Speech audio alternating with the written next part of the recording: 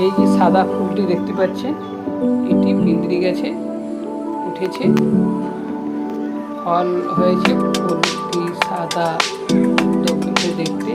আর এই যে পিঁপড়ে গাছটি দেখতে পাচ্ছেন, এটি পিঠ ফেলে ঠিক রং বা আলতা রঙের মতো দেখা যায়, যে আলতা রং পায়ে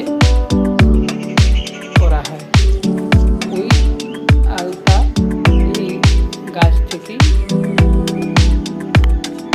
গাছের ফল থেকেই পাওয়া যায়, সংগ্রহ করা হয়।